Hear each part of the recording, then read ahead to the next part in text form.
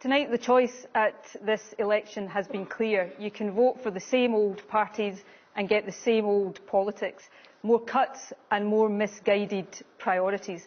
Or you can vote for something different, better and more progressive. I'm going into this election with a clear message. None of us can afford more austerity. None of us can afford an additional £30 billion of cuts. And none of us can afford the £100 billion that the Tories, Labour and Liberals intend to spend on new nuclear weapons. Their priorities are wrong, but they won't pay the price. It will be ordinary people across the country who pay the price. The SNP offers an alternative, a clear alternative, a plan for investment. Yes, it is fiscally responsible, but it will also allow us to invest in infrastructure, to protect our public services and to lift people out of poverty. To people in Scotland, I say vote SNP for a louder voice for Scotland. To people elsewhere, I say ours will be a voice to help bring about change for you too. Nicola Sturgeon, thank you. Nick Clegg. Well, thank you for sitting through this 2-hour political marathon. I just have one more thing to ask of you, and it is this.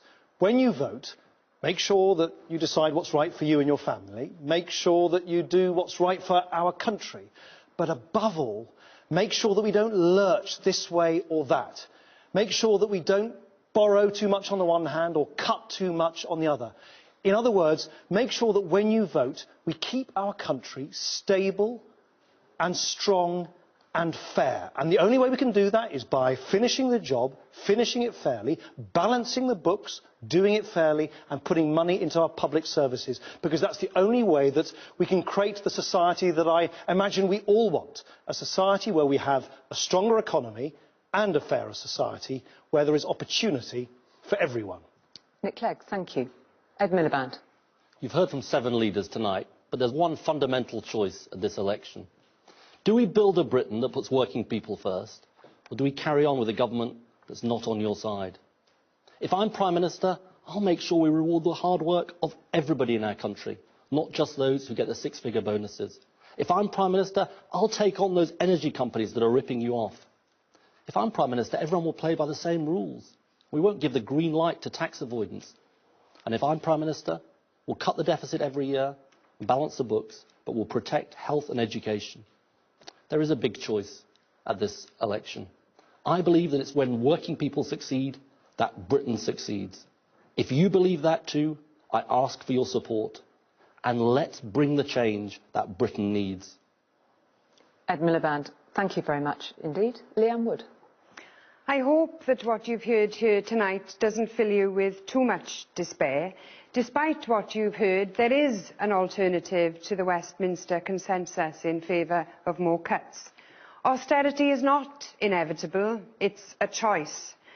We can have a future where everyone has access to decent public services, where everyone can have a decent standard of living, but not if we keep doing things the way we always have done. For a stronger, more prosperous, greener Wales, for a Wales that counts, for a devolution and financial settlement that is no longer second-rate, give your vote to Plaid Cymru, the party of Wales. For Wales to be strong, like Scotland, Plaid Cymru must be strong. The more strength you give us, the greater influence we will have. Let us be the success we know we can be. Thank you. Diolch yn fawr. Diolch yn fawr. Leanne Wood. Natalie Bennett. If you want change, you have to vote for it. I say, vote for what you believe in. You don't have to go on voting for the lesser of two evils.